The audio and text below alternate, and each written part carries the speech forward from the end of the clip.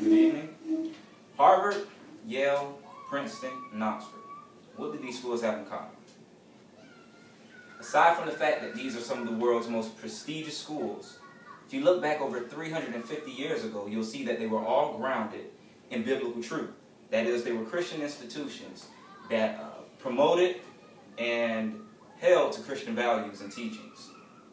You can see it also in the characteristics of the schools themselves. Harvard was named after a minister by the name of John Harvard. Yale was built by clergymen. And Princeton, during the first year of its classes, were taught by a reverend by the name of Jonathan Dickinson.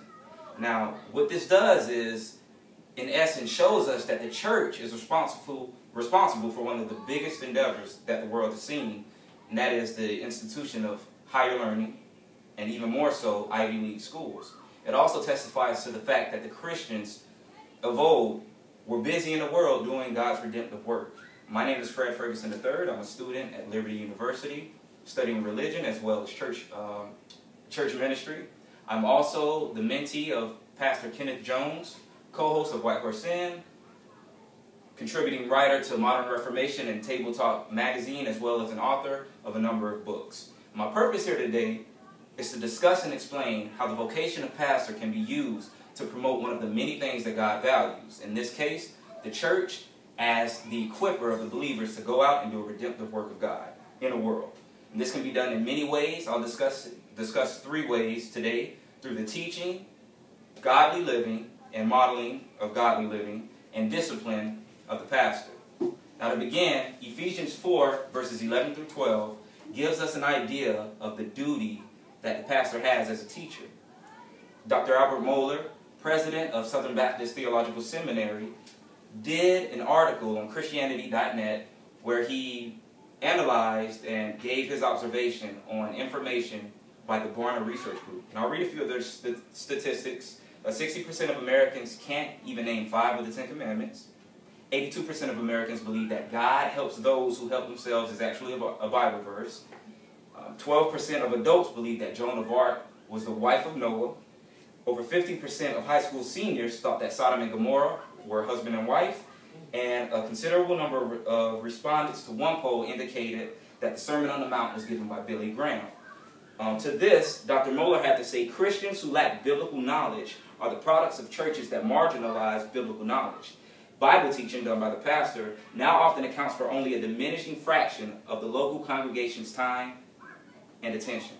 And what he's basically saying is that the pastor who sees, on the contrary of the pastor who doesn't understand and doesn't take serious the teaching, the position that he has to teach and use that to promote one of the things that God values, it won't build the church, it won't build the flock. On the contrary, the pastor who does see how this platform that he has can be used through teaching will go on to promote what God values. That is, the church as the equippers of the believers through his teaching, in which they will be filled and able to go out and do that redemptive work. Now, we've all, or most of us, have heard it said, do as I say, not as I do, which goes to testify of how hypocritical we can be. However, the pastor who knows that his vocation can be used to promote what God values, his model will be a little different. It would be do as I do as well as I say.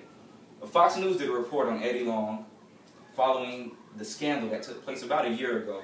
And what they found was that church attendance has diminished since that scandal came into public light. And what that tells us is that the modeling that the pastor does in front of the church is very important. The pastor who understands this will go on to use that model and model his life to where the church will see, be equipped, and be able to go out and do what they've been seeing done, which is what Paul said in Philippians 4:9 when he told the church to follow him and do as he does so that they can be salt and light to the earth. And finally, we come to church of discipline, which is a hard pill to swallow for any church and anybody anywhere. There's a story that I can tell, a personal story, a personal experience, where a deacon at my church had to step out in front of the church and publicly repent and ask for forgiveness for stepping out of line. What was noticed and what I saw was that the implementation of church discipline benefited him. Luckily, we had a pastor who saw the benefit of that, and in carrying that out, 2 things happened. Number one, the deacon was brought back from a path that was straying, And also the church's faith was strengthened. In any case, everyone was able to say that they had become more equipped and better equipped to go out and do that redemptive work. We also see in Mark Dever's book, 9 Marks of a Healthy Church, he lists a few benefits of church discipline, in which, looking at them all, we see that the overarching theme is that when church discipline takes place, something happens in the body. The church is able to be equipped and able to equip believers and each other to go out and do that work. In closing, we see that the pastoral vocation can promote church equipping of believers to go out and do that redemptive work by teaching, the modeling of a godly lifestyle, and church discipline. This also can be said that the pastor who sees that platform that he has will help the church in living out what is stated on Princeton's crest.